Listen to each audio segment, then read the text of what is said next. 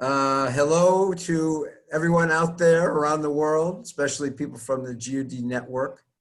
And thank you for joining us. We did this Urban Thinkers Campus online with UN Habitat last month.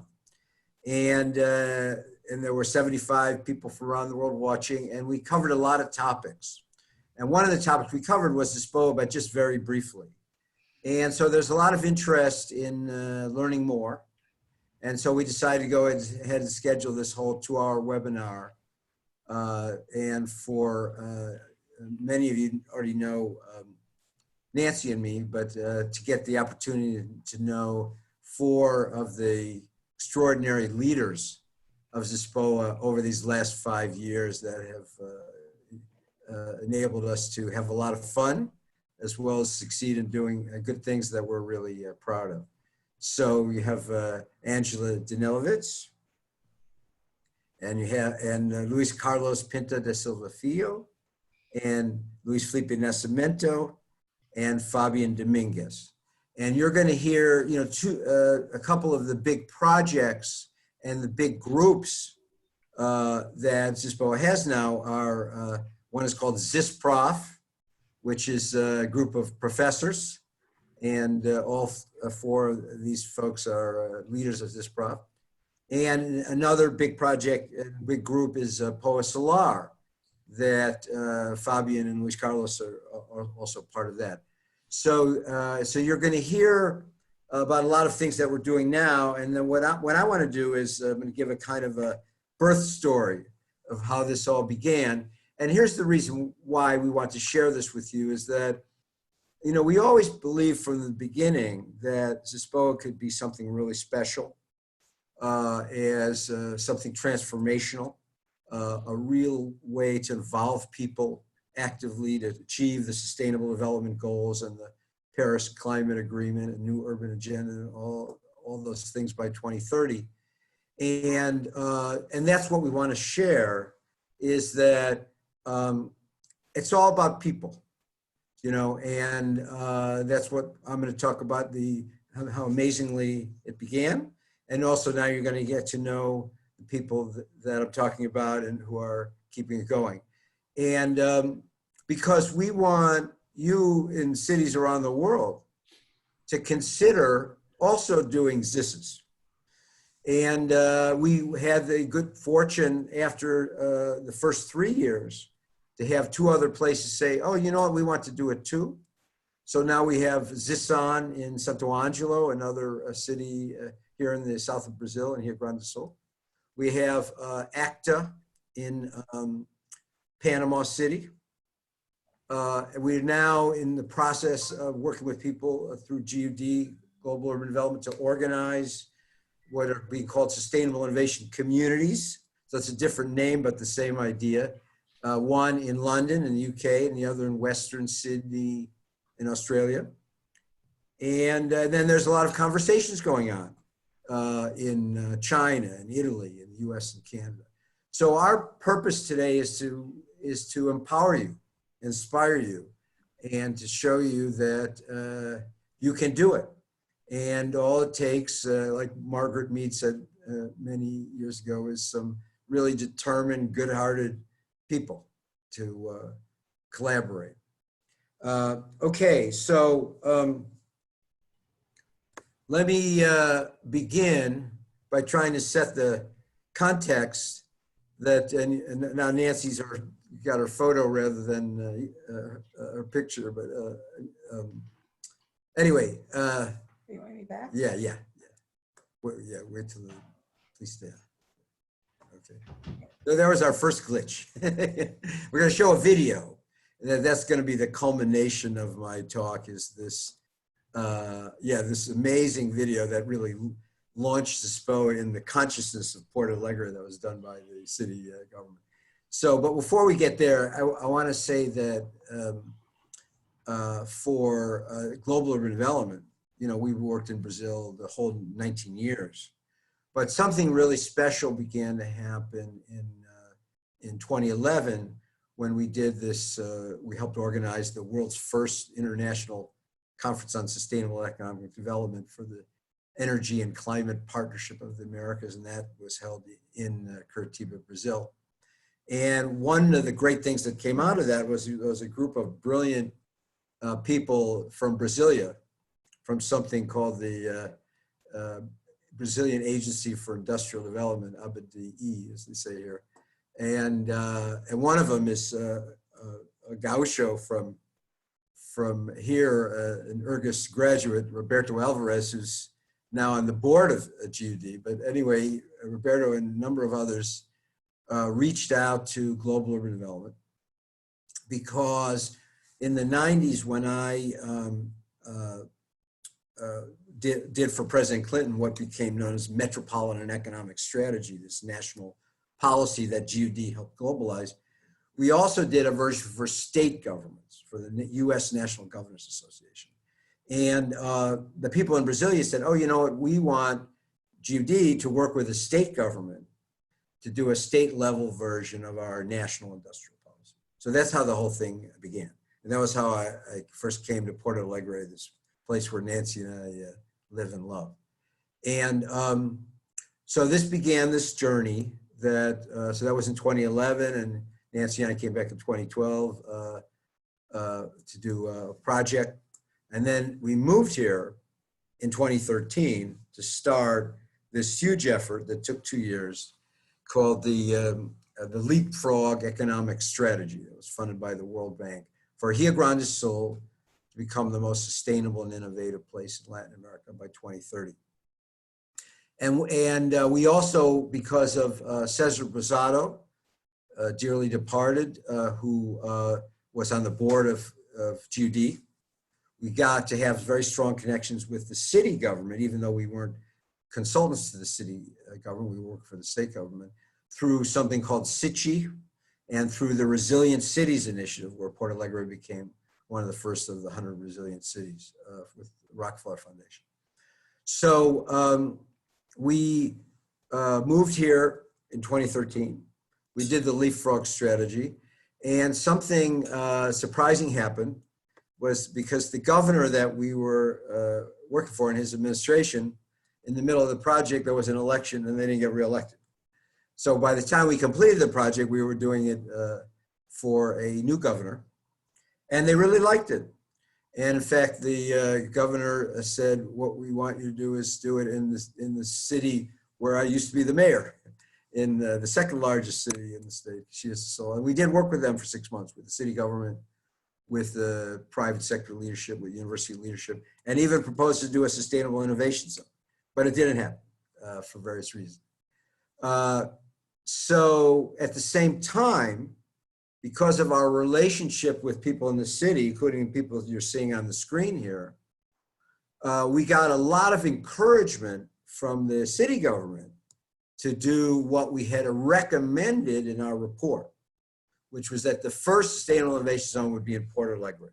And we even said where it would be, and that the NAS Co-working and Villa Flores would be the two anchors of it. So the people in the city wanted us to do it, but here we were in this funny situation. It was neither a state government initiative anymore or a city government initiative. So we made, Nancy and I, a really bold decision, and I want to thank all the GOD board of directors that blessed this and agree with it. We said, global urban development will take on doing the sustainable innovation zone.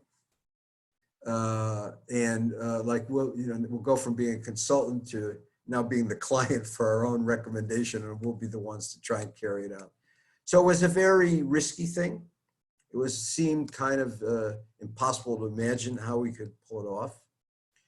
And, but we had some connections with very strong relations with a lot of young people, a lot of young activists, university students, sustainability activists, entrepreneurs, a whole wonderful generation.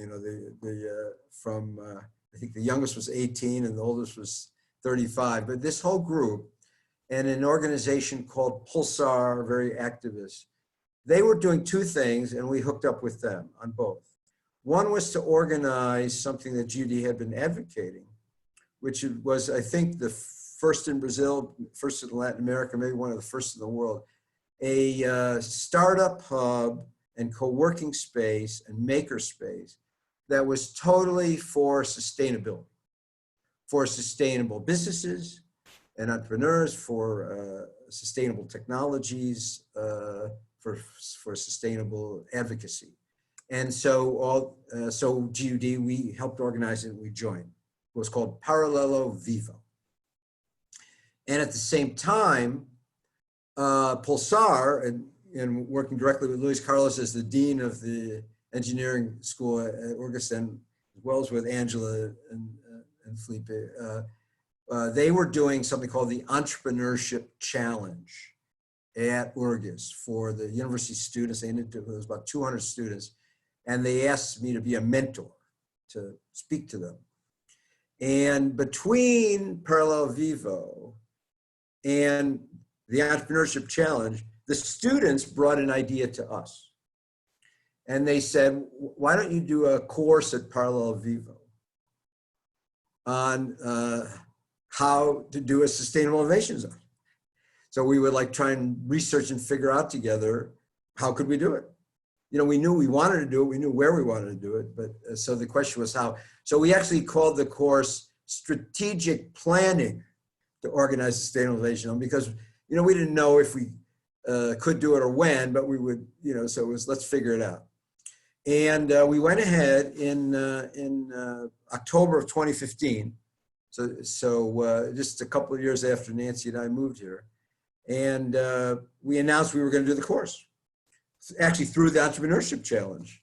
And that's where we ended up getting a lot of students from Urgestein. But it was a very mixed group. It included Felipe as a professor who courageously did the course at the same time as some of his own students. And I'm sure Angela would have been there, but she was in California at the time on her sabbatical at UC Santa Barbara. But in any case, we launched this course with, it was more than 40 people. It was 8 weeks, one night a week.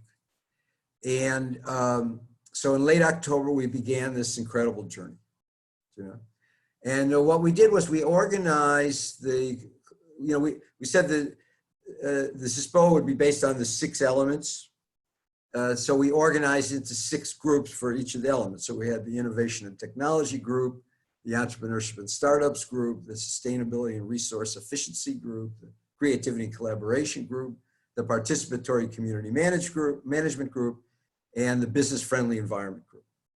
And we said, so we were doing research and drawing the boundaries, and we were trying to, I remember the first night that everybody asked, how are we going to organize the zone? And I actually said, well, we're just going to tell everybody we're doing it and we'll see what happens. And, but we knew we had some, lots of partners in our corner from the city government, city council, from the federal university and so forth. So it was worth a try. And amazingly, it worked. And I'll tell you in a minute about the projects that people developed because we did them all. But we began to get a lot of attention. It was kind of like an idea's time has come, and it was starting to spark a lot of energy. So one thing that happened was we said, leading up to the Paris meeting in December, we said we were having a climate march at the end of November here in Porto Alegre. And as part of the course, we took on, Zispoa would play a key role in that. And we organized a lot of people. We had the biggest single contingent to the march and so forth. And one of the things that came out of that was we got a lot of publicity. The two of the biggest papers, Zero Hora and Journal de Comercio, both wrote about it. Another thing that happened that was really amazing, you're going to see this 3-minute video that the city government did where they came to the course one night. So this was from November of 2015. We'd only been going for 3-4 weeks. And when that came out, that had a kind of electrifying impact, you know, all through the city. And then lastly, another amazing thing that happened was we got connected with the Swedish government, who was holding an event in Porto Alegre, Sweden, Brazil Innovation Week, which was at NUS co-working across from Parallel Vivo, and it was about information technology. And they asked us, they said, we have this thing called the Global Smart Living Challenge. Do you want to be part of it? And we said, okay.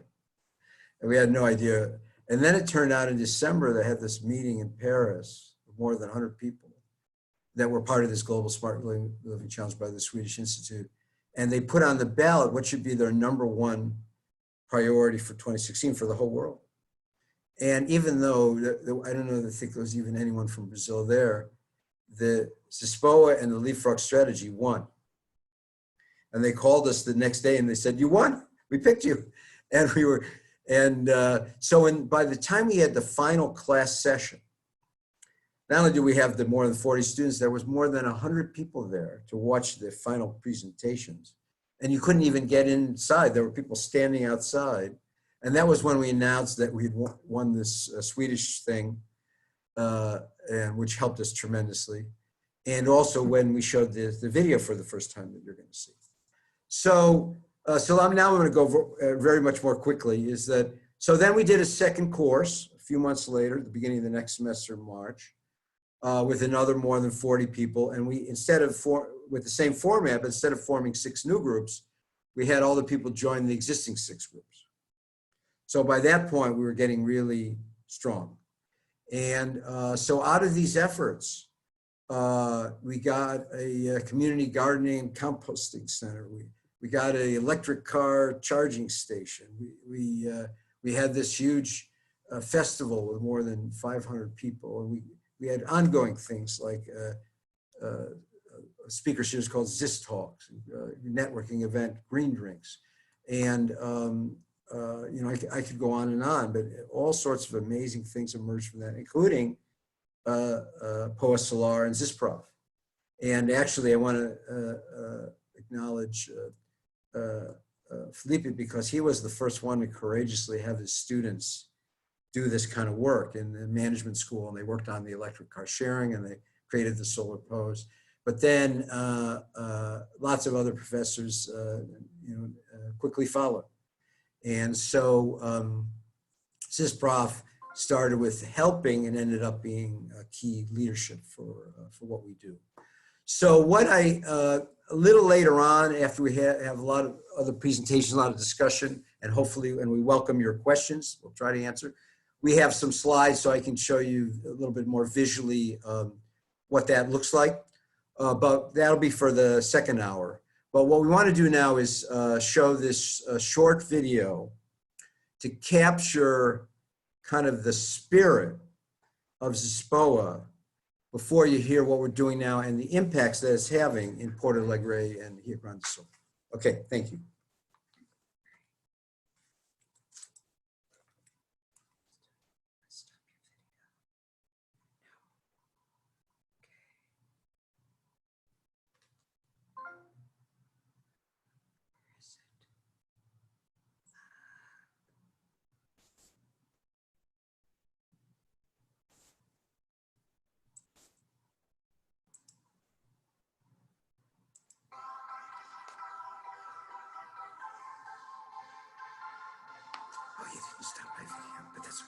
Hoje a gente está aqui no Paralelo Vivo, que é um hub de negócios com inovação aplicada à sustentabilidade. E aqui a gente está conduzindo um curso para a criação da primeira zona de inovação e sustentabilidade em Porto Alegre. Essa iniciativa surgiu de uma parceria entre a Global Urban Development, que é uma ONG internacional, junto com a Pulsar, que é um hub de cultura empreendedora, e o Paralelo Vivo, um hub de negócios sustentáveis.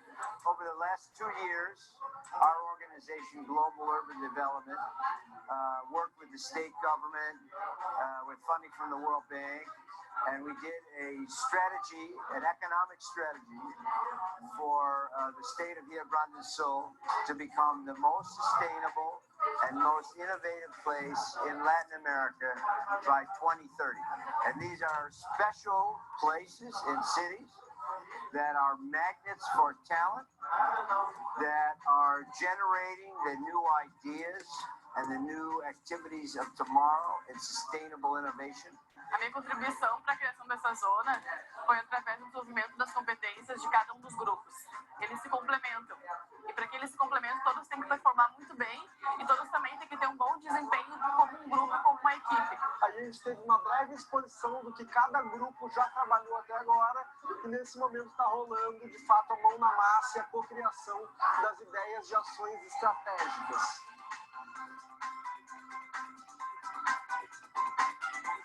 Where we have many, many wonderful, brilliant, high-energy, talented students who are working together with the community to organize the zone. Cada vez envolvendo mais pessoas, começou com 2, depois eram 5, 10, 30. Hoje a gente já são mais de 100 pessoas que já sabem na zona, estão trabalhando para isso, construindo isso juntos. Pensar que eu estou fazendo parte disso, que eu estou ajudando a dar os primeiros passos, é muito motivador, assim, ó. É o que me fez querer ficar no Brasil, é o que vai fazer com que outras pessoas de outro lugar do mundo venham para cá e olhem a nossa cidade como um lugar do futuro, um lugar onde a gente quer estar. Porque tudo que a gente quer é que aqui haja inovação, que haja mais sustentabilidade, que surjam novos negócios. A Pulsar trabalha com cultura empreendedora. And we invite all of you to get involved and to have the zone grow and grow and grow for the whole city, for the whole region, for the whole state, for all of Brazil, and become a model for the whole world.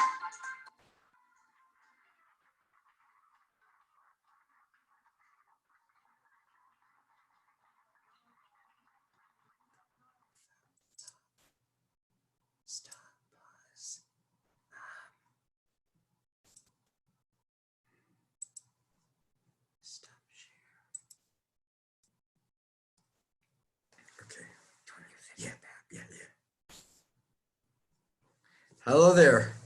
So I just want to say to bring the story a little, catch up a bit more.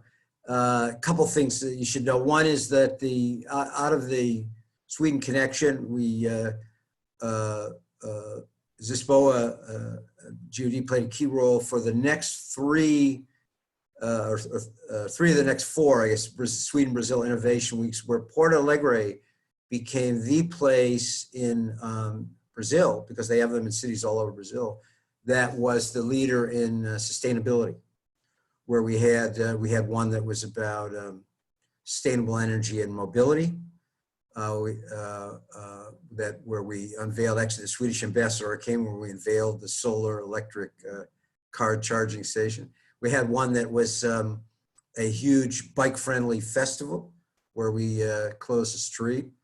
So that was the sustainable mobility, because first was sustainable energy. And then we had one in last September that was called it was all about circular economy and recycling and reuse, that led to something called the Creaton that we were all involved with, which was one of the major initiatives of Zispoa. You know, we've had these 5 goals: most solar powered, most bike friendly, most energy efficient, most renewable technology friendly, and most digitally connected. And so many things we've done have been following that path. The other thing I want to say, and then I'll end the story, because maybe even just from the video, you fell in love with Parallel Vivo like all of us did. And it had this magical run for a year and a half. And then in February of 2017, there was this terrible flood from the roof. And so it was this beautiful house that basically got ruined, although eventually got restored much later. And so at that time, there was no quick place for all of these organizations, all of these startups to all move together. So then it kind of dispersed and people went to many other places. And so Parallel Vivo became a virtual place in our heart. But at that time, something great happened. I want to thank Luis Carlos, in particular as the head of the engineering school, is that then Zispoa got invited to move to the Federal University of Rio Grande do Sul, to URGS, where we've had our office ever since in the historic Centenario building, the headquarters building. And in fact, a project came out of that, which you'll hear about, that through the Polo Solar, we have this project to have Centenario be the greenest building in Brazil, and a lot of faculty and students and others are working on that. So that's where we're based now. And then around that same time, I also became a visiting professor at Urgis, which is another reason why we're still here. Okay, so with that, let me turn it over to Fabian Dominguez, who's a professor and head of the economics department at Urgis. And he has been one of our Zispoa leaders for a long time. He's going to talk about the POA Solar and all of those initiatives. Go ahead, Fabian, please.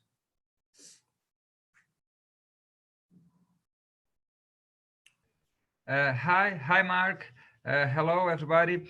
It's a pleasure to be here, and I like to share my screen. Okay. Go. I do a brief presentation about this project related to solarizing Zispoa. The name in Portuguese is POA Solar. Mark, I and some students are working hard in this project since the last year, and you have a lot of actions due this project. The project share the principles of the zone. We like to work with cooperatives, solar cooperatives. We like to bring innovation, sustainability, education, and to contribute to urban economic strategies inside the zone. So with these principles in mind, we work with some partners, Vila Flores, Professor Luis Carlos in Centenário Building. We try to fix and to improve some ideas related to solar cooperatives. In Brazil, we have a complex legislation, and it's not so easy to do a cooperative with our principles, but we are trying hard. You can see the website. The website is hosted in URGS, and we have the Vila Flores. Vila Flores is a very amazing project. Maybe Mark could talk more about Vila Flores afterwards. But Vila Flores, just some pictures. And the idea in Vila Flores is to solarize this cooperative and to put solar panels with educational purposes too.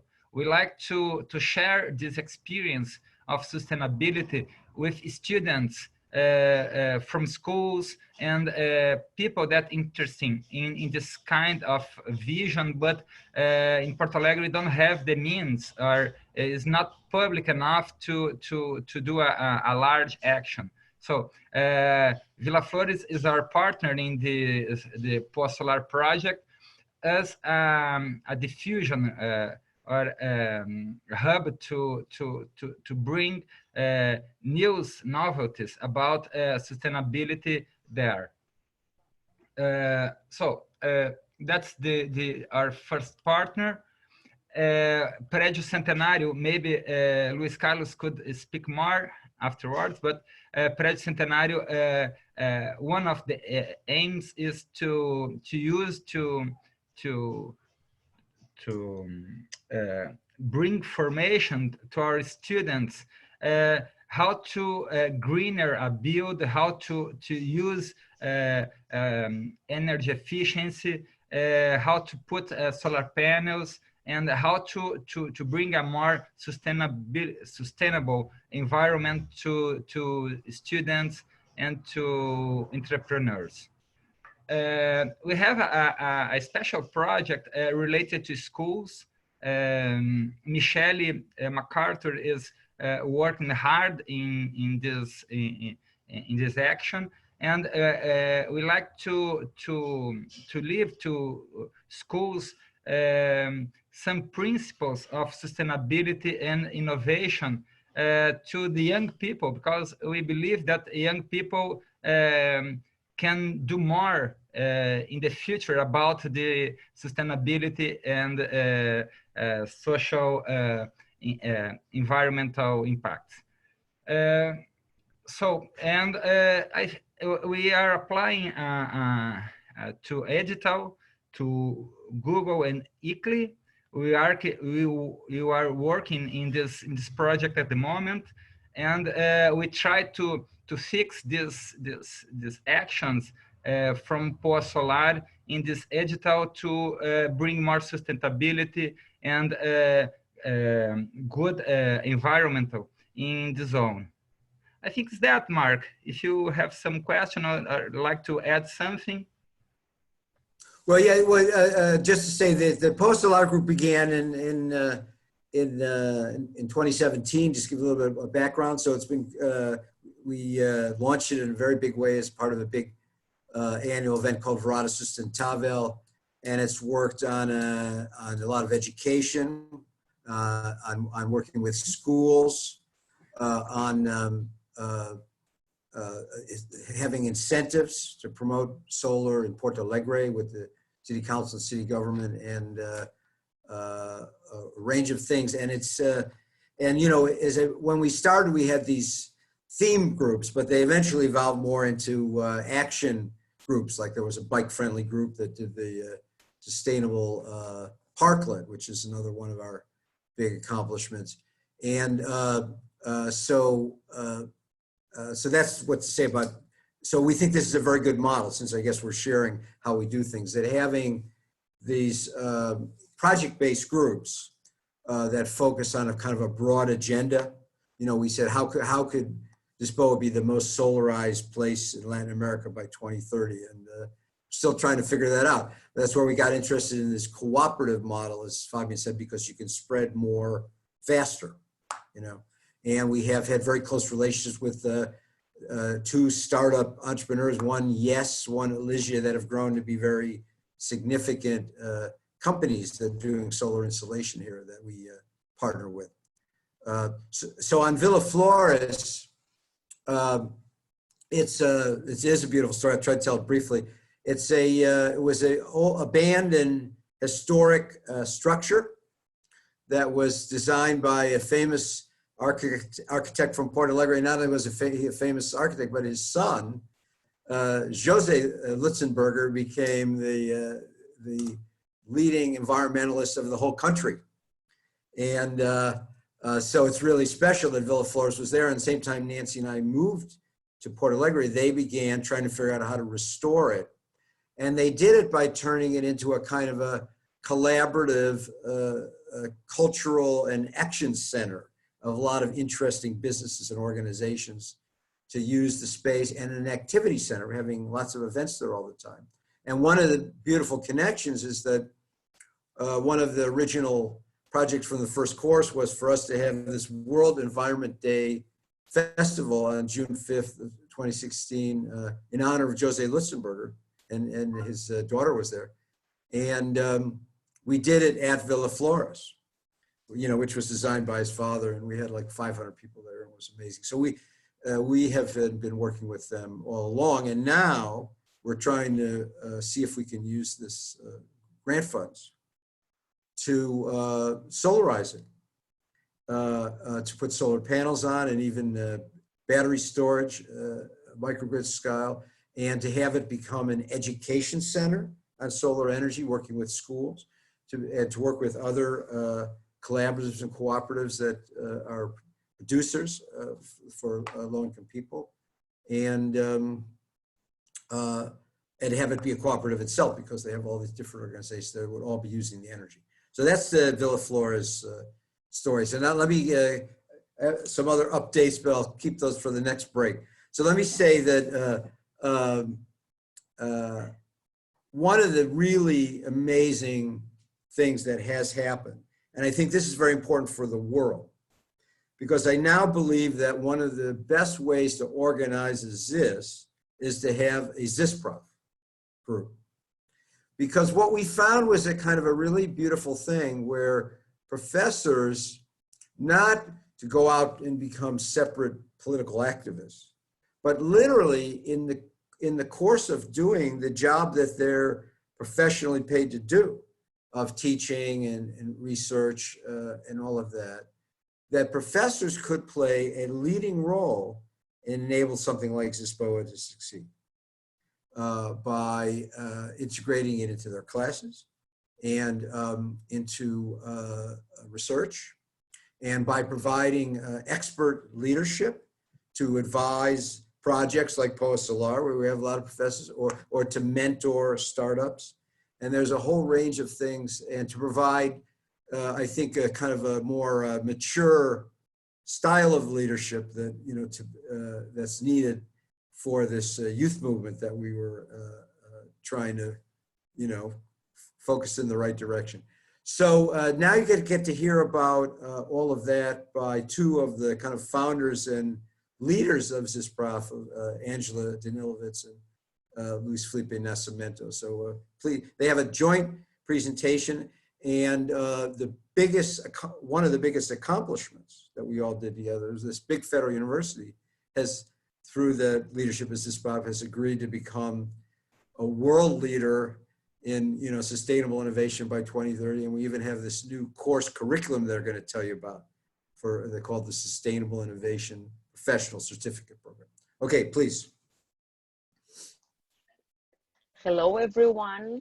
Thanks, Mark, so much for letting us present what we are doing and how we are joining GUD programs, and also related to Zispoa.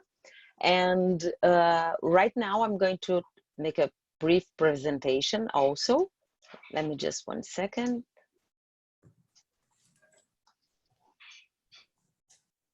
And as you can see, we are Zisprof.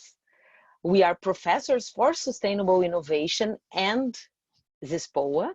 And this presentation will be led by me and also Luis Felipe. And we are professors at Federal University of Rio Grande do Sul, that Mark already told you that it's a partner, I guess maybe the biggest partner of Zispoa. Okay. The agenda of Zisprof, I'm going to briefly do some contextualization about Zisprof. Then I'm going to talk about our program that we call Sustainable Innovation Professional, the SIP program. And then, so I'm going to stay with these two parts, and Felipe is going to talk about the last one, that is going to be the Undergraduate Sustainable Project Awards program. Okay, and you could ask how we got here. This is a very good question. Mark challenged us to do things for our city, because sometimes we need a leader to put us together to do something different. So who we are? We are a group of around 150 professors, and we are from 16 different universities in our state, Rio Grande do Sul. Right now, we are around 50% of these 150 professors. We are from URGS, and URGS is exactly today's active group besides UFSPA, that is kind of like health science, and also PUC, RS, and Unicinos. Here to show you is the way that we meet. We go for lunch together, and over there we do some planning about activities, about our after work things that we are going to do. And it's a very special moment to think about our city, and especially about Zispoa, this geographic space that Mark told you about. And what we do, we are volunteers. And as we are working, we are doing our regular job, teaching, researching, applying our expertise, mentoring startups, but we want to contribute with a very special way for sustainable innovations activities for Zispoa. And that's what we do. We go in our meetings, we decide which is what is our priority, and then we start doing things. So here you can see one of our meetings after work, and we put a group together, and here we were doing our strategic planning of Zispoa. And as you can see, we are very proud of being in this group, because it's really nice to plan and to really act into things. And we are doing this. You are going to see in Felipe's presentation that we are doing things differently for Porto Alegre. In the next one, how we do it. Okay, we have some actions that we take into place, and we use our courses and our research to do what? To teach and create awareness of the environmental issues. Also, we educate people. I forgot, sorry. Fabian was saying the importance of have environmental education. So we also use our courses to put this education, environmental education, in the big spot. And then we also develop sustainable innovation solutions for the university and also for Zispoa. And here it's a sentence that we can say, together we are stronger. This picture is the day when we met the vice president of our university, and we joined efforts for doing a partnership, because we wanted URGS to be the Brazilian university leader in sustainable innovation by 2030. And we put this information into our courses, and we are trying to turn URGS greener. Besides these actions in our courses, we developed the SIP program. And what is this? We have two goals. First, to certify future professionals who are committed to sustainable innovation in their areas of expertise, but also to strengthen sustainable innovation thinking, both in businesses and research. Who are our target participants? They are first our students from master's and PhD graduate programs, because we need to learn with this experience. After we do this, we get some lessons learned. We can then extend to other students at URGS, and also we want to spread this experience to other universities in Porto Alegre. What are the requirements for these certifications? Because we want the certifications to be big and maybe one day worldwide known as a very important certifications for innovative, sustainable innovative professionals. So what they need to do, 2 core courses of the SIP program that they have 3 credits each. And then they need to have, because as we think in the circular economy also, we are going to have 2 courses of pre-existing courses in our graduate programs that they can have other 6 credits. And then they have to write down a capstone project emphasizing sustainable innovation, and also needs to be approved by a faculty committee. And we are going to work with these pre-existing courses. They are the valid ones are the one that is our official list. And we are planning to launch this program next March. And that's it. Thank you so much. I guess later on we are going to have a space for questions, but this was the experience that I want to explain to you. And now Felipe is going to talk about the undergraduate awards program. Thank you.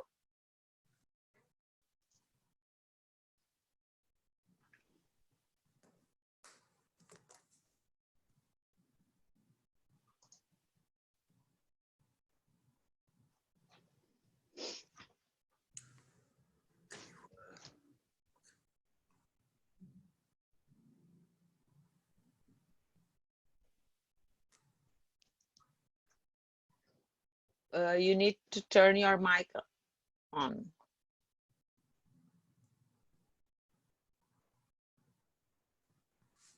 Unmute your microphone, please.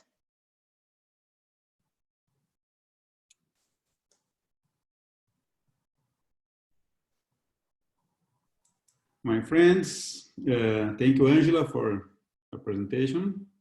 I'm a professor in the undergraduate, master, and doctorate in MBA courses in business school. And this prof proposed that Federal University become the Brazilian leader in the sustainable innovation by 2030, as Angela said. And the university president accepted this challenge. And we start to encourage our students to develop projects aiming to make the university more sustainable and innovative. Let me change here. So in the last semester, 4 projects were developed, and I will report here 7 students' projects. The students were challenged to propose projects that did not require investment or that the payback was very fast. The projects are very simple, but they were accepted by the university management. The first project proposed an ecological gym that generated energy while people perform physical exercise. The EcoCycle, sorry, the EcoLuz is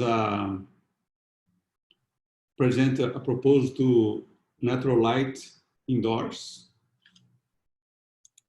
And the University Digital Card is a proposal to eliminate plastic cards by using the digital ones.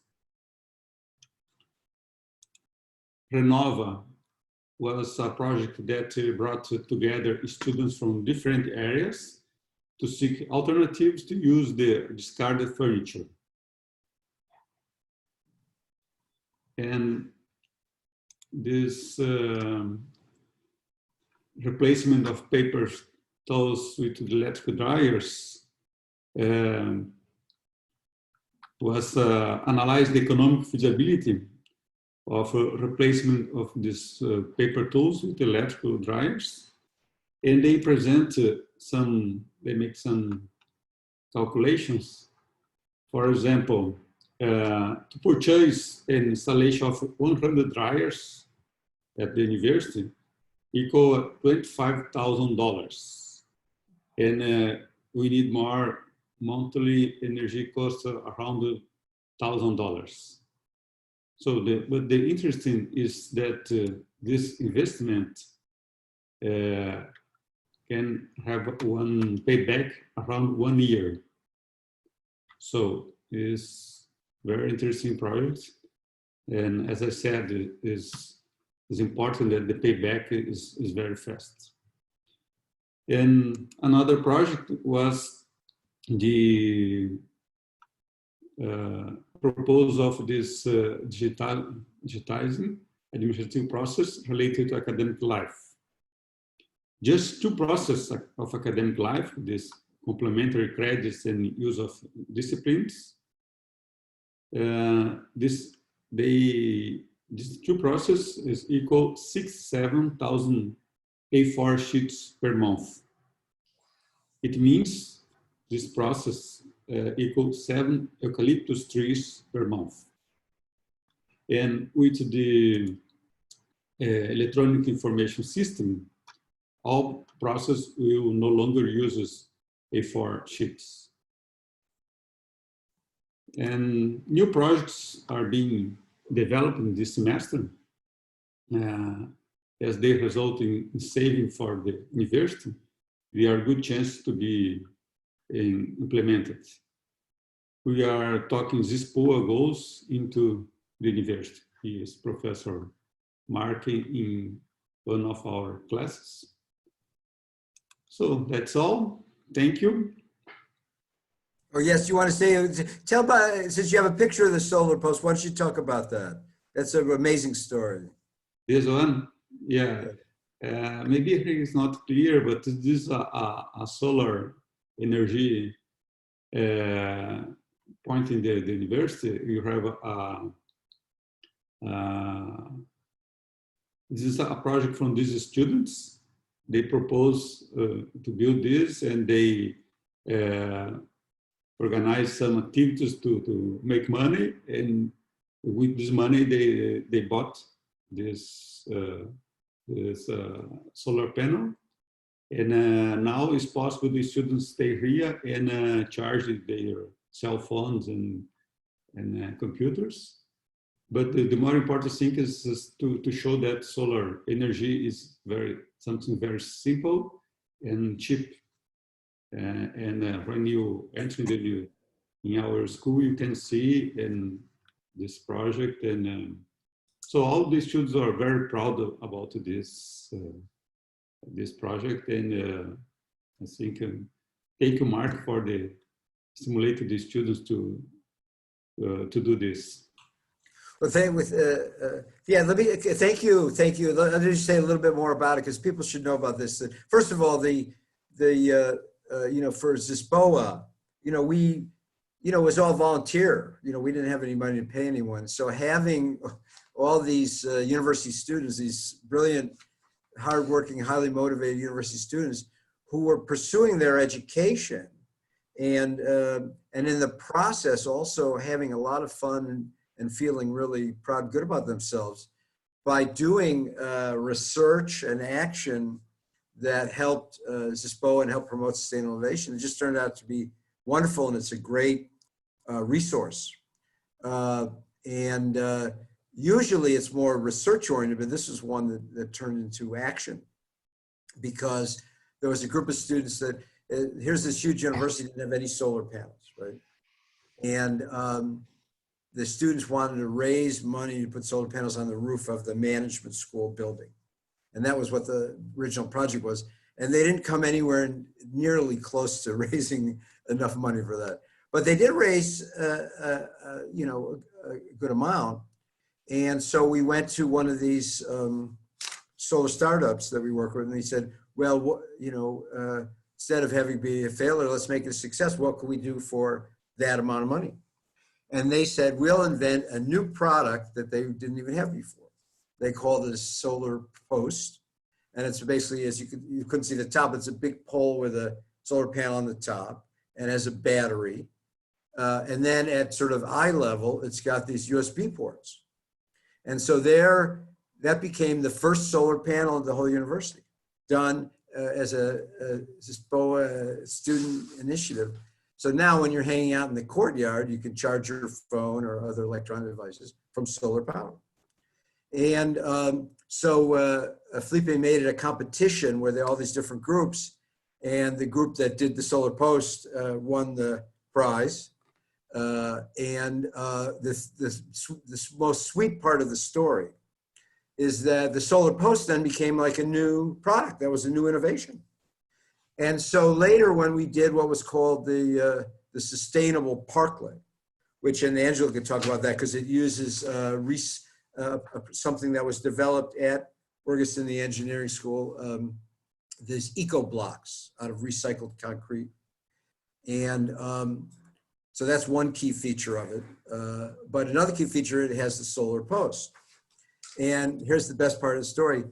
The woman from Alicia, who was in charge of the project of doing the solar post for the parklet, is Carolina. What was one of the students of Felipe that won the prize for doing the first solar post. So now she's a sustainable innovation professional. So isn't that cool? So that's the first thing I want to say. The second thing on which is I didn't properly introduce. So Angela is a professor of engineering, the head of production engineering department. And Luis Felipe is a management professor, teaches social environmental management. And both of them are national leaders in their fields in sustainable innovation. And I also did say that all six of us here on the screen are members of the board of directors of Global Urban Development. And people should know from around the world that because of all this work we're doing, it used to be the biggest single office of GD was Washington, D.C. Or Prague, if you go back to when we started. But now for quite a while, by far the biggest one is all the people in Porto Alegre. So we're, and we really feel great about what we're doing here. So just to pick up on one more a point to bring up the story, which is that I didn't say earlier, is that right around the same time we did that World Environment Day Festival, keep in mind, we had only been going for 6 months. So this was 4 months after that video was made. And Verada Central had this huge competition for good ideas and sustainability that was co-sponsored by the Fundação Gaia, the Gaia Foundation, which is from Jose Lutzenberger and his family. And so this was the amazing thing. Zispoa won, Parallel Vivo won, and 6 startups that were members of Parallel Vivo also won. And the amazing thing is that 1 year earlier, so this was June of 2016, if you go back 1 year earlier, none of it existed. And that was kind of when we knew that we were really had a movement with momentum. And so by 2 years later, by November 2017, we had this big urban thinkers campus at Ergues Villa Flores that we were all part of it, with more than 200 people that really had a big impact on the city. And at the same time, the Porto Alegre City Council, with the support of the mayor, voted unanimously to officially recognize Zispoa as the Sustainable Innovation Zone of the city. And in a time when there was a lot of political back and forth, as you can imagine, everybody voted for it and nobody against it, which was really special. So having said all that, let me now ask Nancy to, she's been here as long as me and we've done everything together. And so have Nancy talk about her experience. I'm using Mark's PC rather than my own, so you can see me twice. Isn't that cool? Mark asked me to share what I learned or my observations or my role in it. And one that I believe that no one else has covered yet, and to paraphrase a quote from Molly Ivins, the great Texas newspaper columnist, political commentator, and humorist. And her quote is, "Keep fighting, but don't forget to have fun doing it. And after you're celebrating the sheer joy of a good fight, be sure to tell those that come after how much fun it was." And that was my observation. One of my key memories of working with Zispoa is how much fun it was. It was joyous. One of the things I learned while working with Zispoa with the participants, allies, colleagues, and friends is that you must end a meeting with a photo and never leave without a round of hugs. It can take a while to leave, but it's worth it. So thank you. That is my addition to this group. Yeah, this has been the biggest disruption ever of Brazilian culture is COVID-19, because the whole place lives on hugs. And we, you know, and that was really one of the most beautiful things. Thanks for saying that, Nancy, about for us to live here is the all the warmth and friendliness and hugging, that smiling that always goes on. And, you know, sometimes when we go back to the US, we're like, you know, people look at us like we're freaks, like, why are you hugging us? So, but there you go. Okay, so let me now turn it over to Luis Carlos, who is a professor and dean of engineering that became our savior in our great hour of need, and has been one of the absolute key partners, even before from SITCHI and Resilient Cities, you know, and all of it. And so I'm looking forward. You know, he's always has a lot of interesting things to say, and I'm sure this is one of those times. So please take it away. Thank you, Mark. It's really a pleasure to be here today. It's a very special moment. I will just share my screen here, so we can partake in some of these memories. And I think I was very happy when you invited Mark to kind of wrap up things and talk a little bit about this trajectory, because I really think that we are building something amazing here, and it might have global impacts on this small city out of the axis, but very special and very innovative, and that's why I think you and Nancy kind of fell in love for Porto Alegre, and why we are kind of have a very special moment.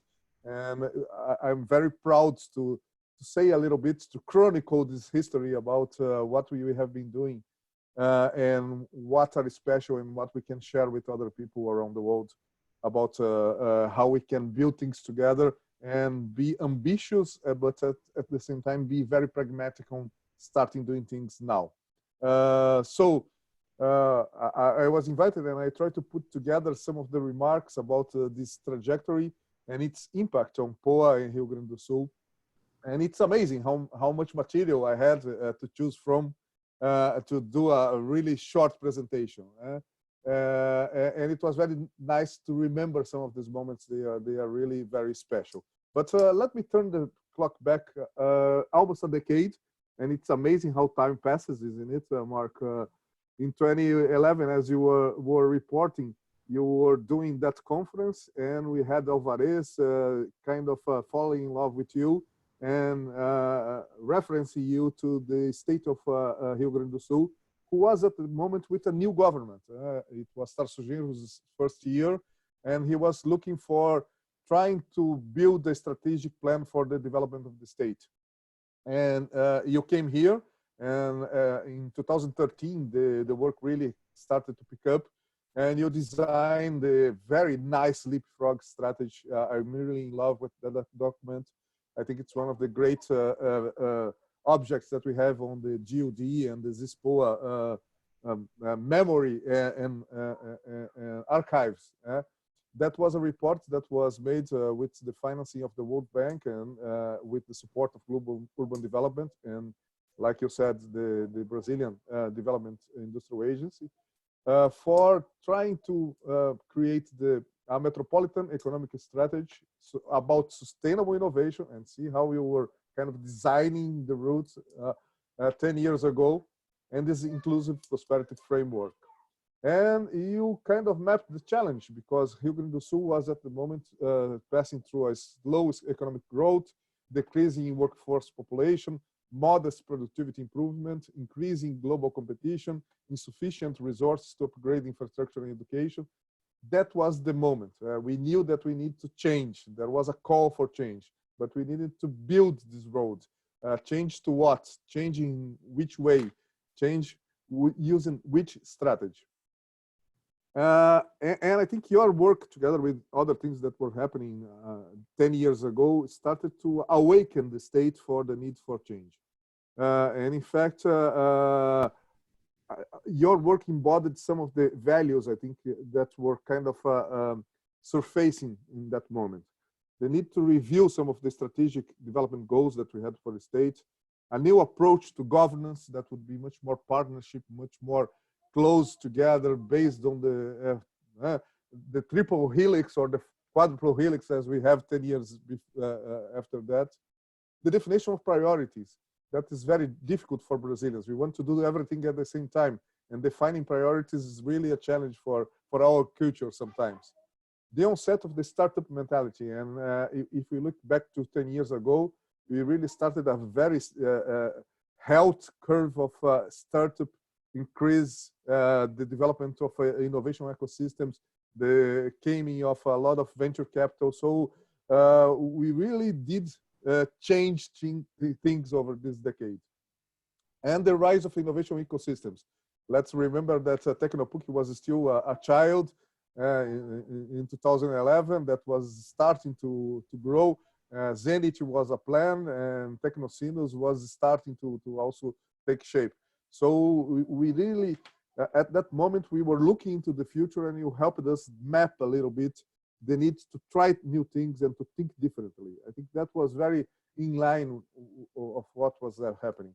And like you said many times, city was maybe one of these moments where things clicked together. A lot of people were kind of moved by Fedrizi and JC, JC Martins, and they kind of defied us to think together about how we could change. And I remember that we had some plans that we were discussing in city, like digital education. We need to bring digital literacy to all the young and prepare them for the new jobs that will happen in the 21st century. English literacy, we need to make citizens of Porto Alegre able to communicate all around the world, and we need to have a platform that for them to spread and understand ideas. To foster the startup scene, and I think that maybe was the one that we were more successful since then. To empower international connections, and we were always advocates to enter into strategic alliances to build these global networks of shared interests. The smart mobility, that was something that we discussed at cities, and bringing new ideas and changing the mentality of people in Porto Alegre to prepare them for the future. And I remember that we did that event with Victor Huang about the rainforest. And it's amazing to hear some of the records that we have from that from those sessions, where he talked about the potential, but the disconnection that we had at the time, the need for a common agenda.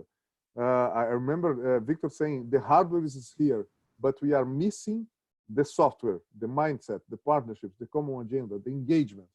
So I think at that moment we understand we need to build some new paths.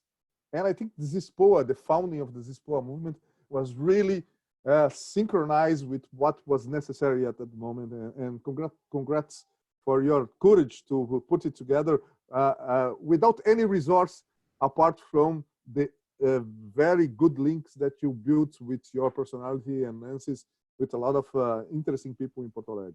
And if we look at the first design that you made with those 6 values, they are very, very, very modern, and they are still the same. And so it was a very nice piece of co-creation to put innovation and technology, entrepreneurship, sustainability, creativity, participatory community engagement, or maybe we could call it a new governance of the city that we have it today, and this business environment, to understand that all of that need to change the business reality, need to change the life of all the citizens in the city.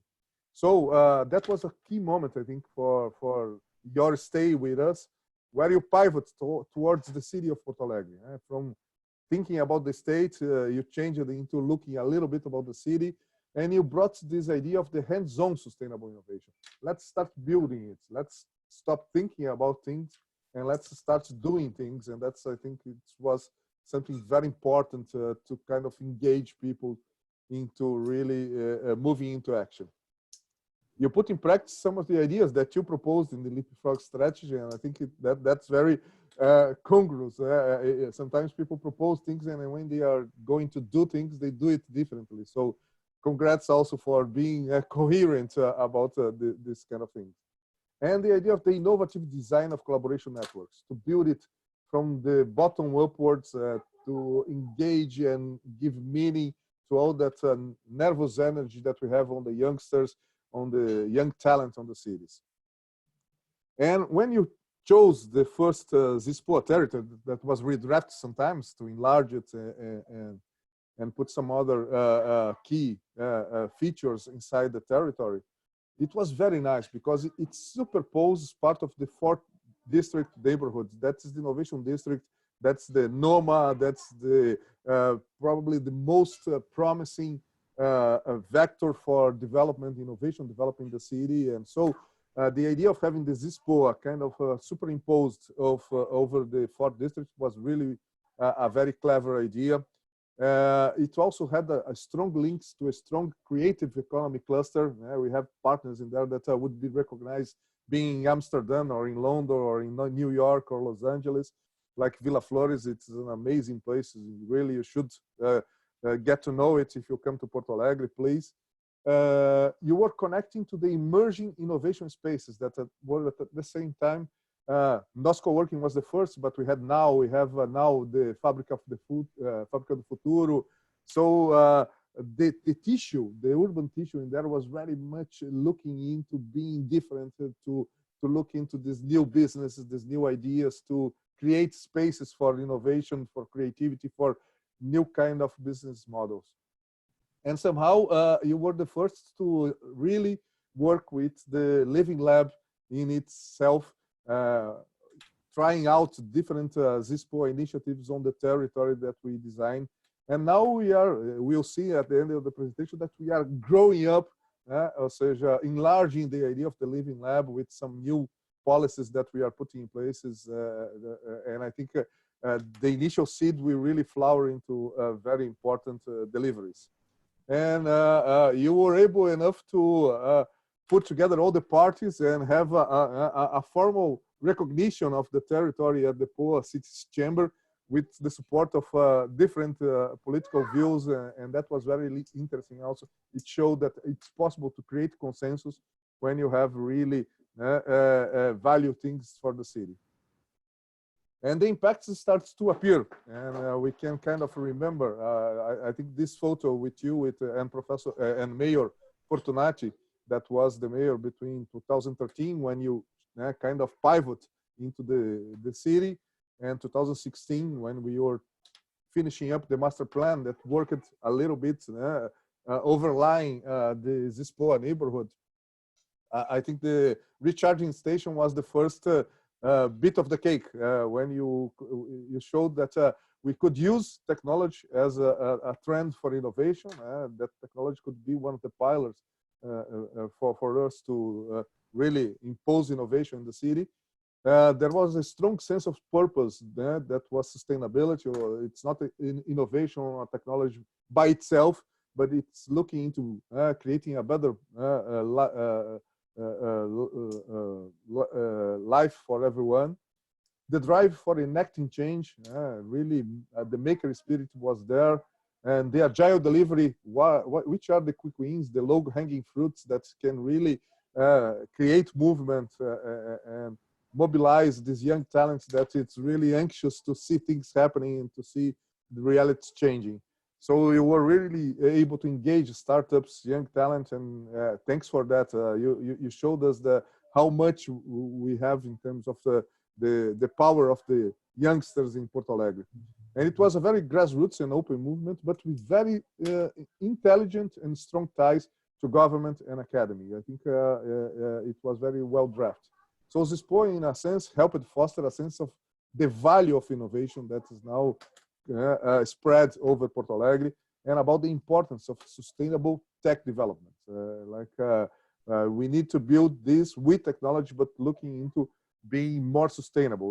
We will be greener by more technology, not less technology, and I think that's a very strong message. And of course, there were lots of work, lots of initiatives. I couldn't partake on all of them, but I love seeing some of the pictures from the Josefina parklet to the amazing solar tree that you created based on the one at URGS, at Villa Flores. Some of the walks with the students, the urban thinkers that I was part of some of them. The importance to bring these ideas to, and the green drinks, because there is always the need to enjoy life, Nancy, like you were saying. And I remember some of the green drinks at Orbita that were really amazing, and how much we shared over those moments. So you really passed lots and lots of hours kind of dedicating yourself to different initiatives. And I'm sure that some of the seeds will really turn into very beautiful plants and flowers over time. You also made very strong impacts at URGS, and I think the many things. And when you came into URGS, I think this speed up. The Urban Thinkers Camp really started a whole group of students in thinking about urban intervention, hands-on. Some of them went to other places and they are doing their careers, and I think they will have a very strong impact on the future of Porto Alegre when they returned and started drafting these new ideas into actions for the city. The pilot sustainable innovation projects that happen on acolhimento, on different classes, and that Luis Felipe showed are amazing, because students are really thinking now how can do things hands-on with a lot of engagement and really change the reality of the university and the city. These talks and the awakening of talent that they provoked were really amazing. This prof and how they are bringing the sustainable innovation to the classroom. And Angela is maybe one of the best examples that we have about it, how she brings all these challenges and makes students work and deliver results about it is amazing. And I was really looking forward to the Sustainable Innovation Professional Certificate this year.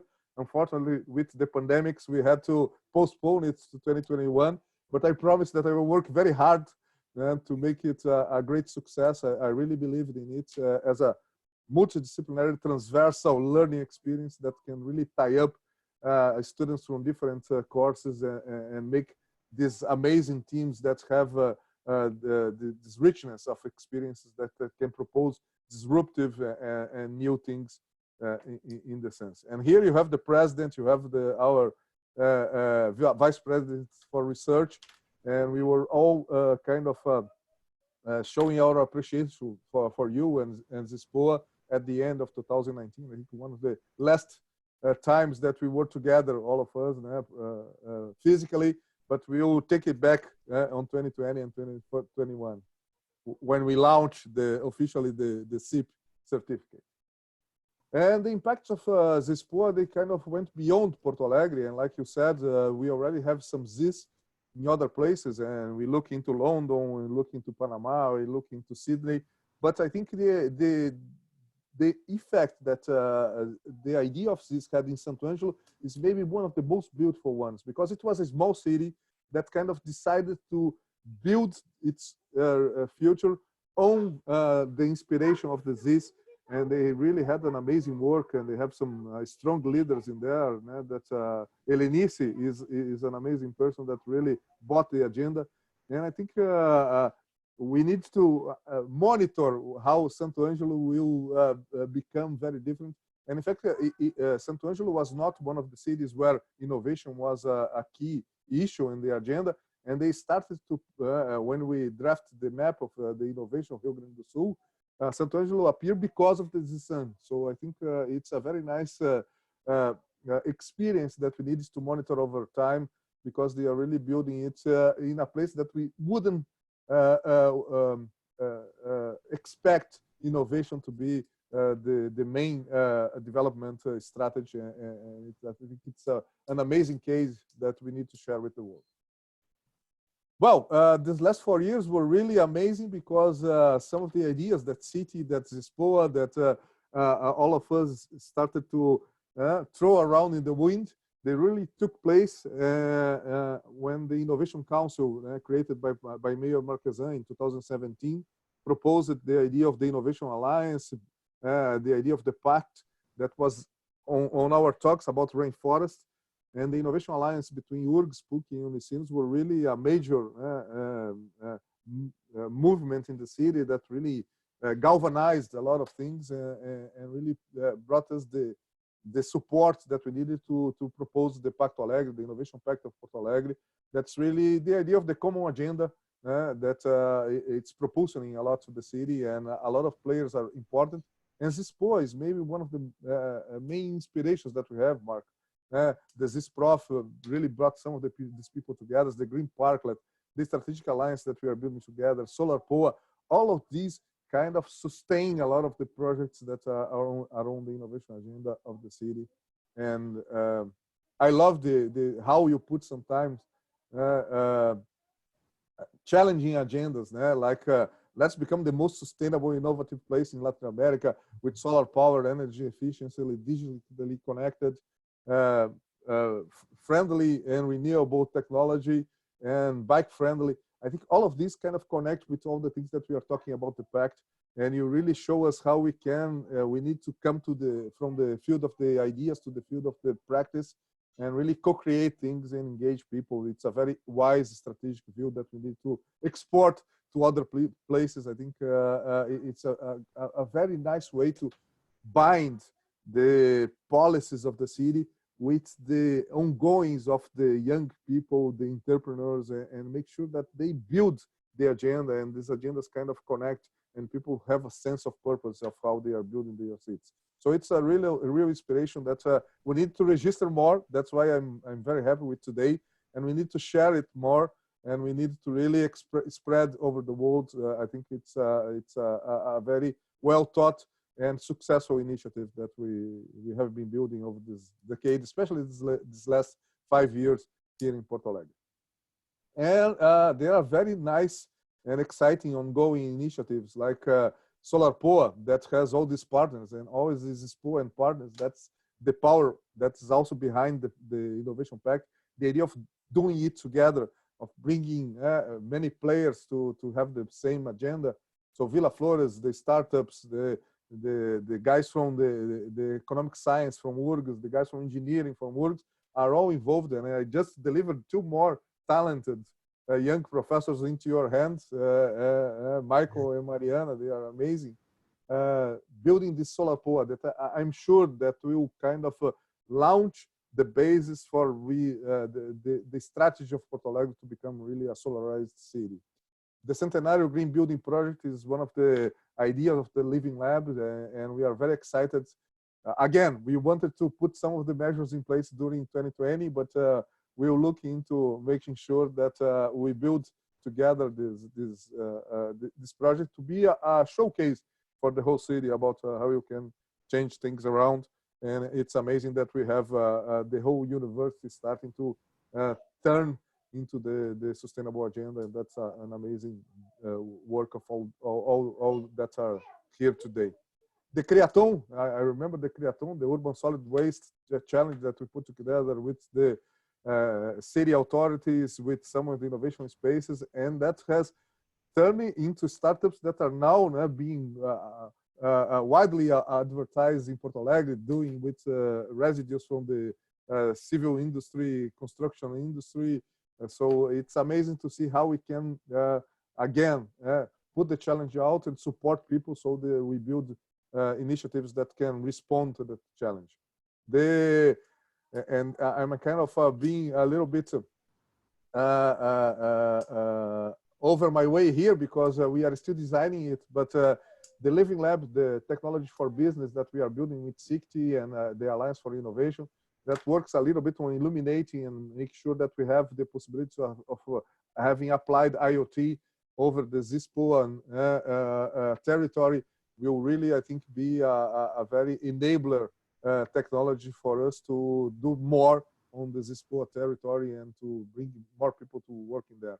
And thanks for the help that you have given us with the hands-on for district project of the Pacto Alegre, where you have Pacto now, the association of local business, the Engineers Without Borders, the technology that we are bringing from the green blocks from ONG Solidariedade, all together trying to shape this new piece of the city and influence the rest of the city with the projects that we have in there. And so we come to the legacy and the role of Zispoa in Porto Alegre, in Rio Grande do Sul, at URGS. That's still under construction. So we are just making notes. It's not an end paper yet, but I think Zispoa is proving that it's possible to generate a model to foster sustainable innovation clusters. And this model really should be tried out in other places. We are very confident that it will be successful also in other realities, because it depends on people and on a sense of purpose that I think many cities have and can use to build their ZIS. Contaminates the city and the state view or development with sustainable innovation values. I think that's a legacy that was brought together from this whole decade of your activity in here. You have to inspire and empower lots of young talent, and they have a very strong sense of purpose, and they will be probably leaders on the new Porto Alegre that we are creating. You have established innovation as a means, not an end, on the POA strategic agenda. That's very important. That came also with the pact. Innovation as a means to better quality of life. you help promote the mindset of sustainable entrepreneurship, to think about business, but to think about business that can be good to the environment and at the same time successful economically, and to strengthen links between the internal parts of the city and build connections with key international players. And I would love to have more GOD members, international GOD members, coming to Porto Alegre and sharing their experiences with us. And there is much more to come, I'm sure.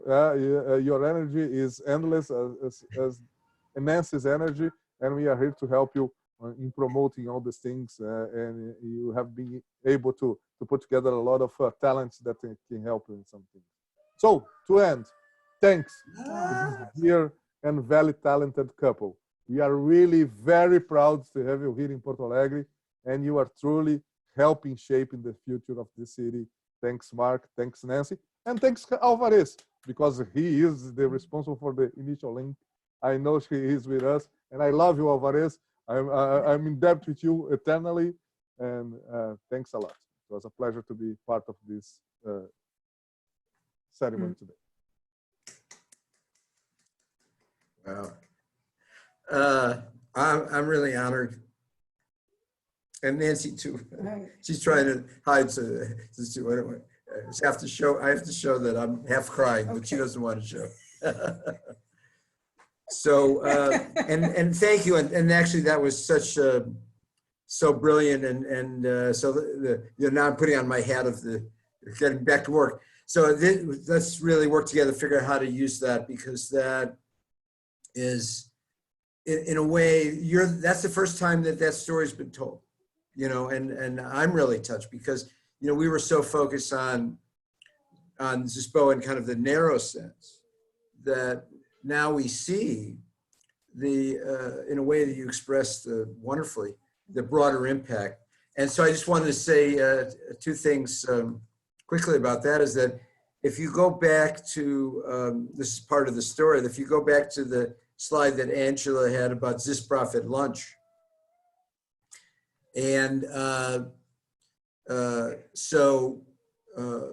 it was, there was two people in that picture that now would be good to tell about it. One is that at the far corner was Jorge Toneto, who was a I guess he's actually still is. He's a business professor, international business professor at PUC, and he's part of Zisprof. And he was, from the very beginning, the Secretary of Finance for the city government when we were doing Sichi and the 4th District and all of that. And he actually, even when we had the original boundaries of Zispoa, which was very small, by the way, it's expanded 5 times from where we started. He was one of the few people that actually lived inside the zone. And so he was involved from the very beginning. Now he's the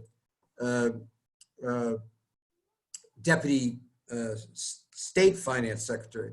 But he had this year in between where he went back to Santo Angelo, which is where he's from, to be the Secretary of Innovation for the mayor. And the two of them decided that they wanted to do Zisson, and they hired Elenisi Reese to coordinate it. And it's really been amazing, as you said. And so even though that was more of a top-down initiative, because the government directly did it, but resources in it, they followed our model of the of the kind of grassroots way of doing it, involving lots of people, including we have 3 universities there. And the first thing I said when I went there is that you should organize a Zisprof group, which they did. And so for all of you listening around the world, having a Zisprof group is, I think, could be its own international network, and probably one of the best ways to spread sustainable innovation zones and this whole approach to doing things. So that's, so he was in that photo.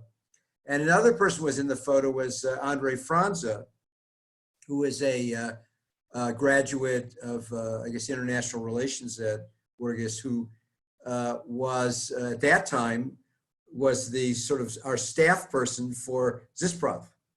So that after he graduated, that became his volunteer position as a coordinator for Zisprof. And when the new governor came in, now we're on our 3rd governor since we've been here, and he created the Secretariat of Innovation, Science and Technology with the head being Professor Luis Lambi from Urgus, who was Vice President of Research at the time. And this is really kind of amazing, when he went to Sikti, the first two people that Lambi hired were two young leaders of Zispoa. So you have Tiago de Abreu and Andre Franza. Tiago de Abreu he's coordinating a new program called Nova RS, which is essentially a kind of a advanced, modernized version of the leapfrog strategy, including having growing sustainable innovation in regions around the state.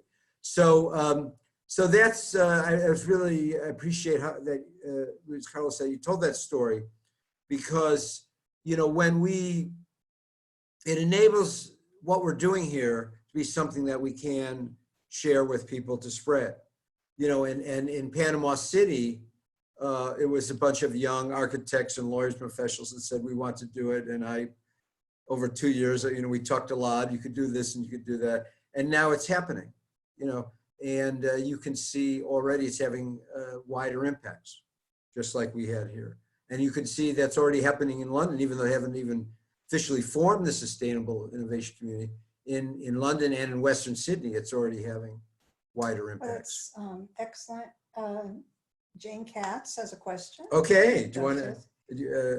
And Jane says, you mentioned. Can everybody hear? Okay, go ahead. Can you hear me? You mentioned the other cities where this is being expanded. What key messages, this is from Jane Katz, by the way. Okay. What key messages / initiatives are being replicated? And what are some of the other ideas being explored in Panama, London, etc.? Well, when we had the last Urban Thinkers Campus, we had Jose Barria, who, and by the way, everybody that's doing this all over the world is part of GUD.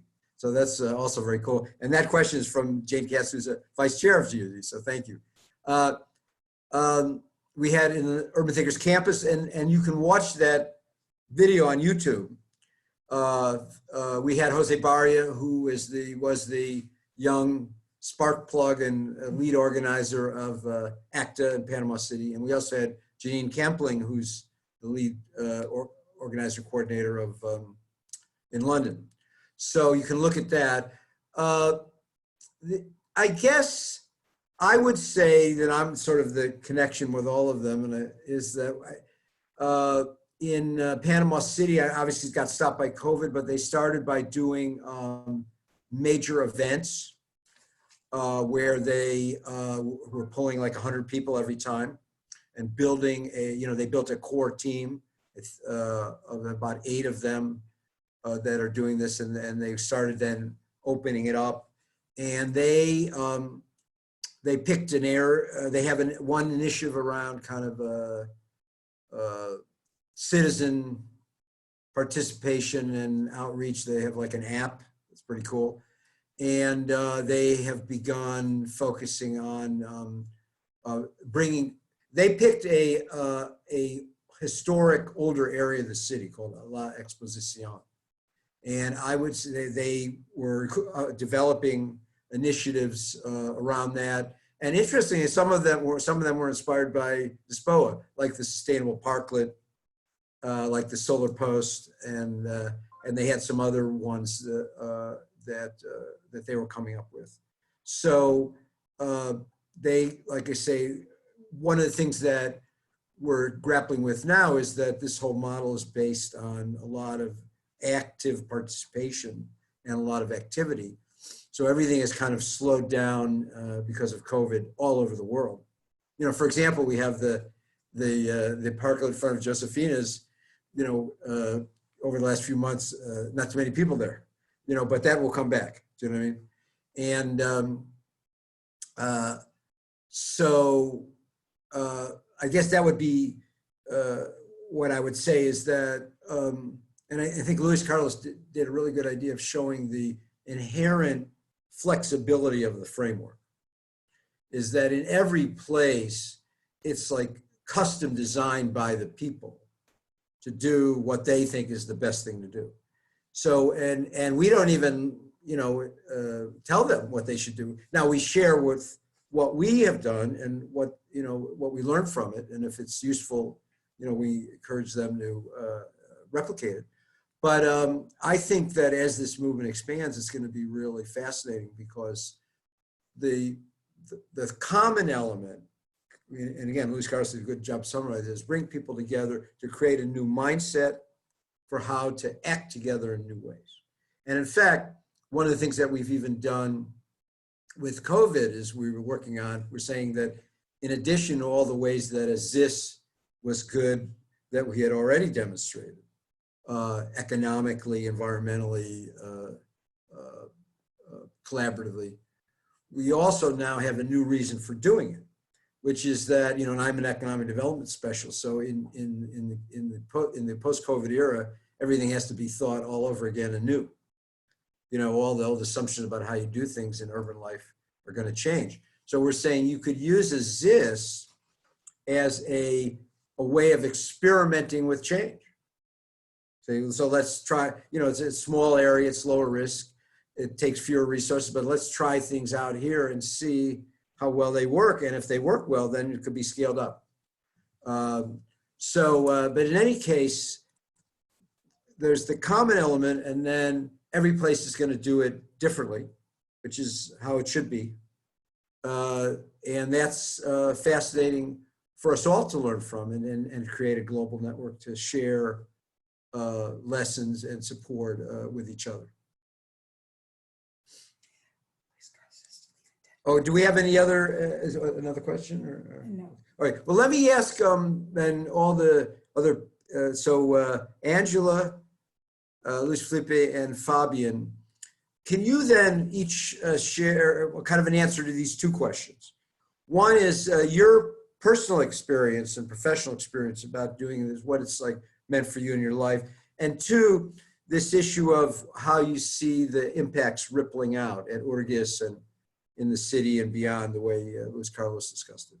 So, Andrew, you want to go first? Yes. Oh, sorry, Felipe, go ahead. Yeah. Your microphone. Yeah, sound, yeah. Sorry, I want to share a part of the Zispoa story that I don't remember which year was that, but Mark was invited to talk to the students in a Urgis event called Entrepreneur Challenge, I think.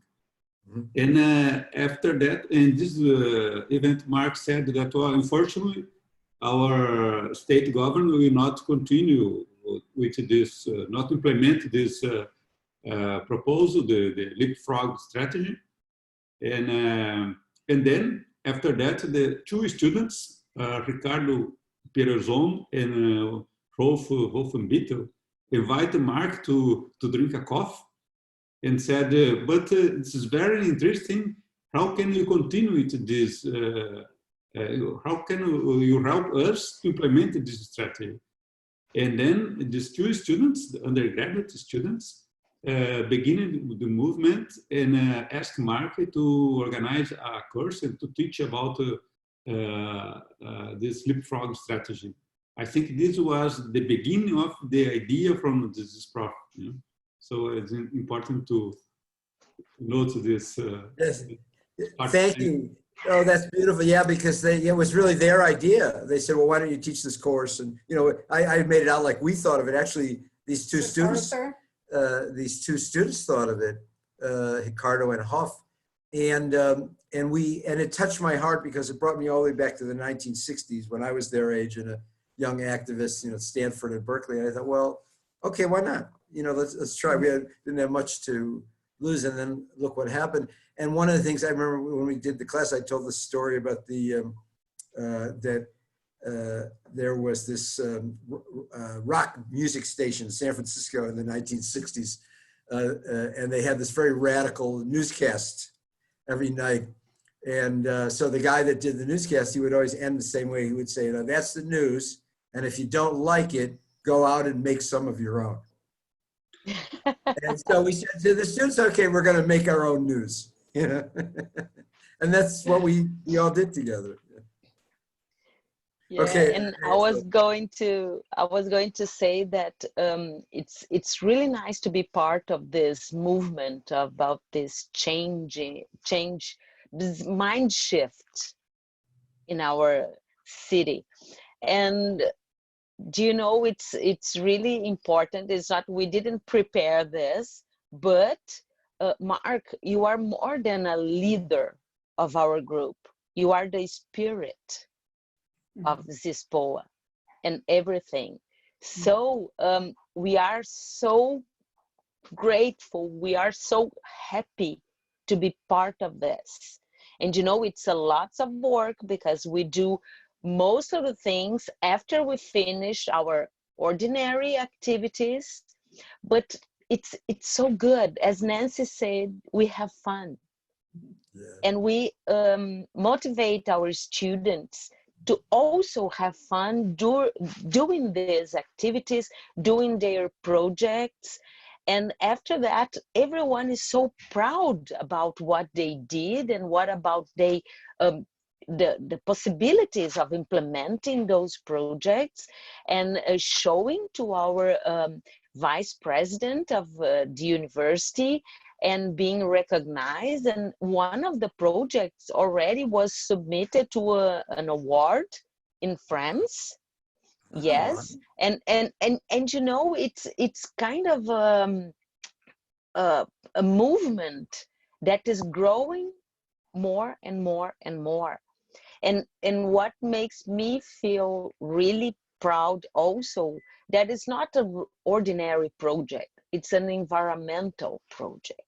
We are thinking about our future, about our kids' future, about our grandkids' future, to have a better city, a better state, a better country, and that we can say that I help at least a little for getting there.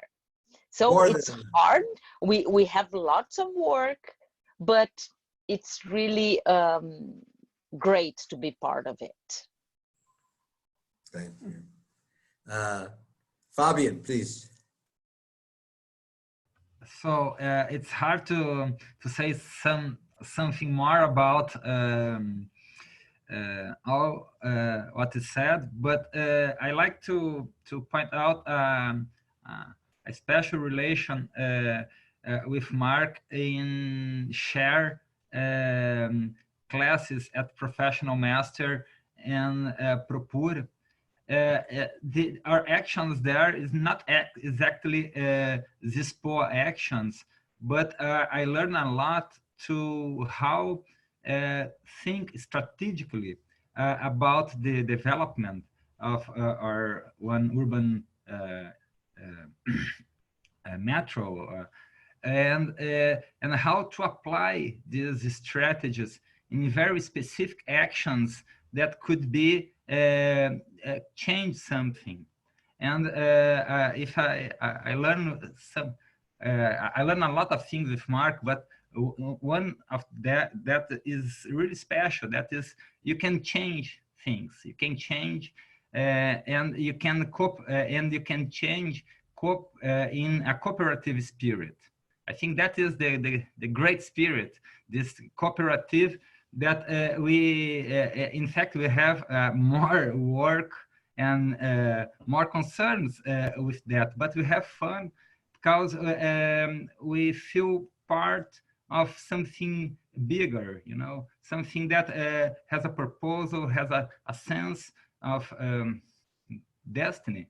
To okay, we have the elements, ingredients, and many times it's hard to fix these elements together. And Mark foresee this, how these elements could be joined together, and even how the professors of URGS can talk with each other, because I think it's amazing. But we know, I know a lot of professors and postgraduates through Mark, and I think that's a really amazing experience, because as Angela said, we change the environment. We changed is not just university, but is our city, our region, our moment in the historical context, and the things makes more sense when we are near Mark and his strategies. Oh, thank you. Angela. And, yeah, please. I would like to say a little thing that I forgot, but additionally, we have a support of our environmental office. And Yes, at all Urgis. the, yes, at Urgis. Okay, they are a key partner also. So that's through them that we can do all these projects. And another thing is when Mark and Nancy weren't in Brazil, it was so sad to be part of.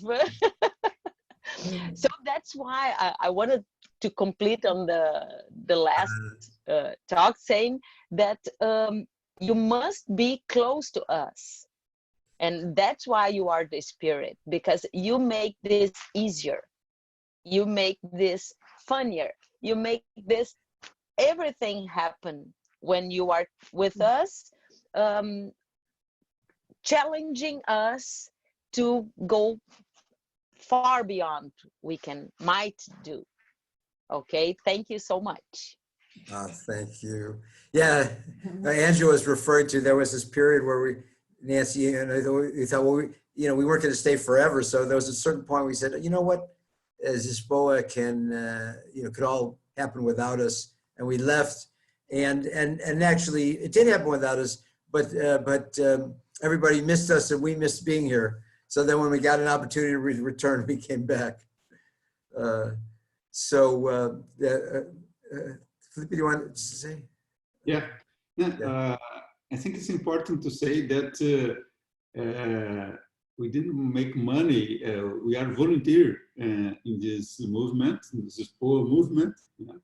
And Zispoa connect professors from Urgis and other universities in Porto Alegre, people that was working separately, and Zispoa bring out people to work together.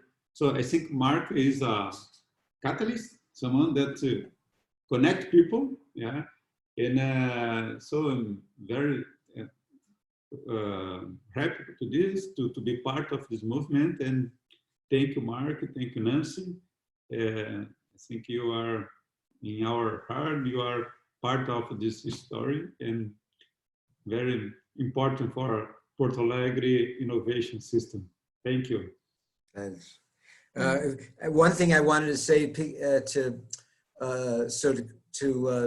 Fabian brought something up that we didn't include in the presentation, so let me say it now, which is this is another part of Zispoa, because I teach in the postgraduate program in urban regional planning, ProPOR, and also have taught in urban economics with Fabian. And so we have this project that Professor Eber Marzullo and Tarzan Nunez has been involved for a long time, called Participatory Community Transformation. We did an international event last September with a partner from Brooklyn College, Michael Menzer. But we also together, Fabian, Eber, Tarzan and I, we did a course called Urban Economic Development Strategies.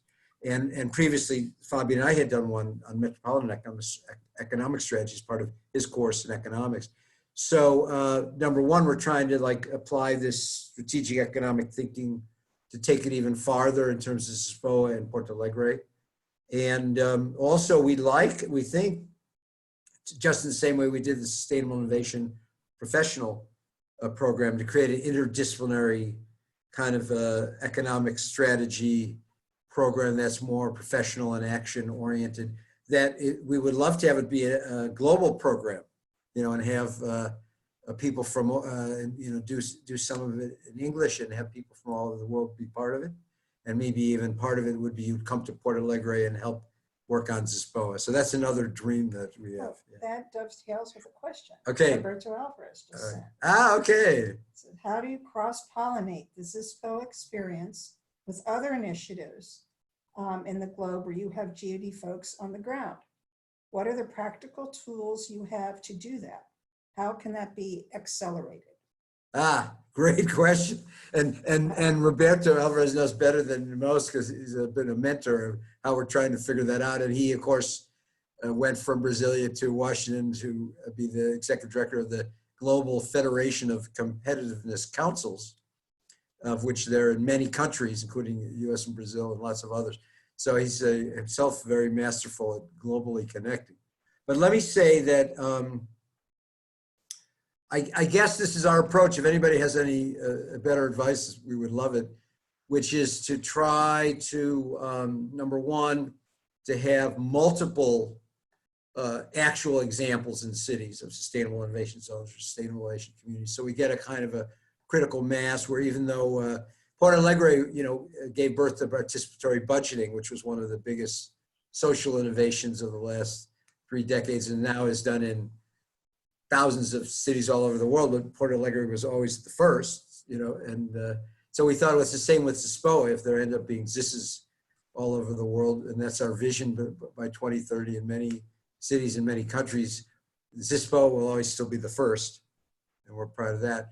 But so one is to replicate it enough so it seems to have critical mass where people could recognize it as such as a new model, a powerful new model to do the kind of things that Luis Carlos described, for your city and region state, but also as one of the best ways to reach the Sustainable Development Goals and deal with the climate crisis and so forth.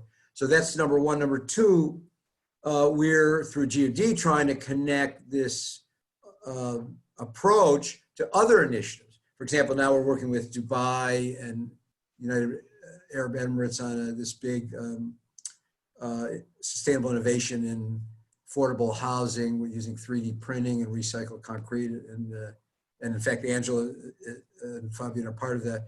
And so one of the things that we're talking about is building something that would be called a new sustainable innovation community in Dubai. So that would be a different model from transforming existing places. And the third thing is, I think, using GUD as a network, but also I really do think that Zisprof should become a worldwide, international network, because you can do it in universities anywhere in the world, and that we now see the great leadership that comes from it that could help be connectors with business, with government, with civil society, as well as in academia to enable the movement to grow. So that would be my answer. Anybody want to add anything? Okay. And of course, we need your help, Roberto, for sure. And by the way, I also want to put in a plug for the very beginning. Marcus Quester and Mark Kinishnik went ahead and took Roberto's advice and hired GUD. So I want to thank both of them very much for taking that step. Okay, it's 1:57. All right. Wow. All right, so we can, let me just ask each person to give like their closing thoughts. So, Nancy, you want to go? No.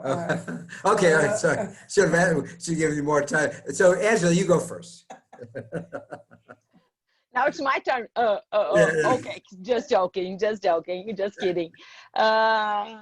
No, that I would like to say exactly the same thing that I said before. It's a pleasure to be here.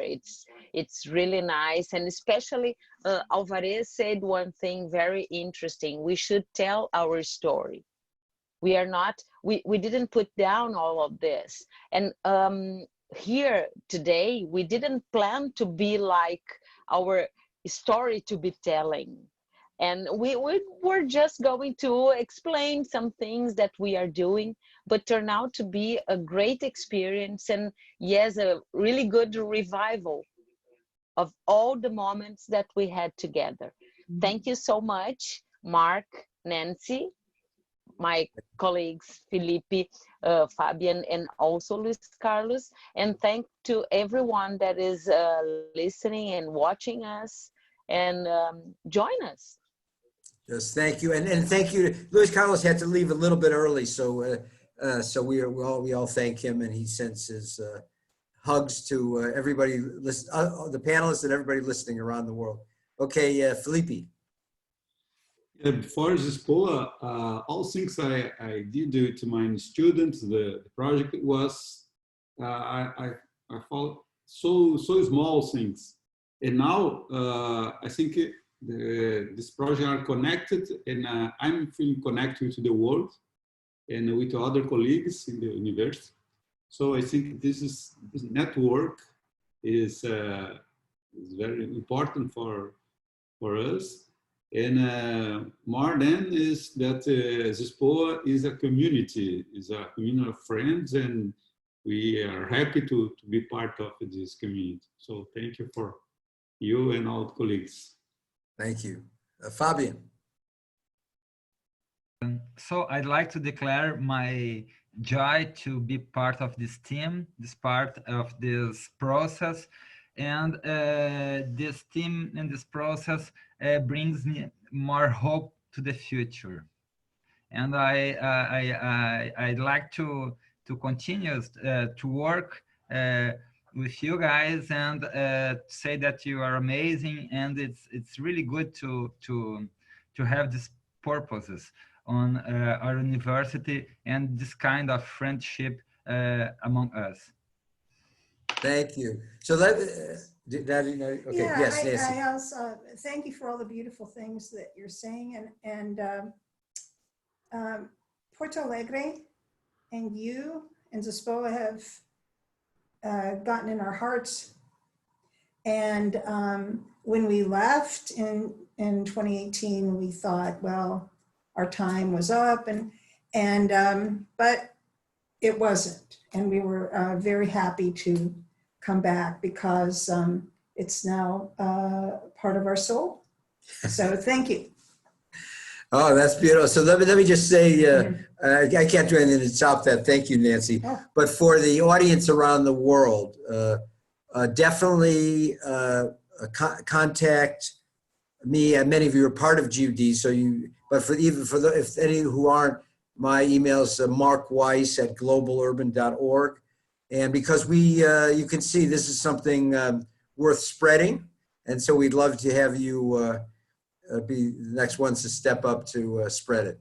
And with that, I thank from deep in my heart these panelists for this lovely time that we spent here today. Okay, so are we right on time to close? Hugs. Yes, Beijos. virtual hugs. Beijos and Yes, beijos y abrazos. yeah. Virtual hugs. Oh, picture. Oh yeah, oh, but we missed Luis Carlos though. Oh gosh. Okay. All right. Yeah. Oh, that's goofy. One more. Oh, Sorry. okay. Oh yeah, we forgot it. I forgot about that one. Okay. No, that's not. I get to be in this twice. All right, one more. Okay. All right. Thank you. Okay. Bye-bye. Bye-bye.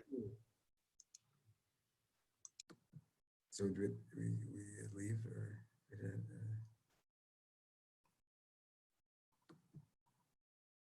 end meeting for. So that was the one thing we didn't think of to take the photo. Mm-hmm. But he left so quickly. I thought we had a little bit more time. Yeah. Should I end meeting for? Okay, Roberto Alvarez. And how do you cross-pollinate? We answered that. Ted, enjoying this program and the work. These efforts make our world more sustainable, advances the implementation of SDGs. Each project is essential. Good work is good work. Letting people know about each success and attempt, even if it's not to succeed perfectly, is leading to a better future for our planet. Thank you. Okay. So you can type an answer. Yeah, let me, okay, don't leave meeting then. Okay, hang on, yeah, where's Ted's, do you see it? Or is it above? Go to chat. No, he's in questions and answers. Oh, okay. There. Okay. It's, okay. Oh, we should have read that. Oh, you hadn't seen it in time? Okay. All right. Okay.